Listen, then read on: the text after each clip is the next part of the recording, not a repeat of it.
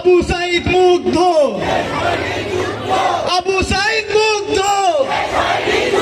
একটি গুরুত্বপূর্ণ বিষয় আসি, এই যে আমার অসংখ্য ভাই তাদের জীবন দিয়ে এই ছাত্র জনতার অভ্যুত্থানটি ঘটিয়েছে, এই ভাইদেরকে নিয়ে আজকে শুধু শরীয়তপুর নয়, পুরো বাংলাদেশে একটি মামলা ব্যবসা শুরু হয়েছে। যেই ব্যবসাতে আমরা দেখতে পাই অসংখ্য অপরাধীকে যেমন সেই মামলায় আসামি হিসেবে রাখা হয়, কিছু কিছু নিরপরাধ মানুষকেও ওই মামলায় নামটি দেওয়া হয়। এবং সবচেয়ে গুরুত্বপূর্ণ বিষয়টি হচ্ছে ওই নামগুলো দেওয়া এবং কাটা, এই দুইটি বিষয়কে কেন্দ্র করে লক্ষ লক্ষ টাকার একটি মামলা ব্যবসা শুরু হয়েছে। সেটিকে কি ছাত্র জনতা সমর্থন করে?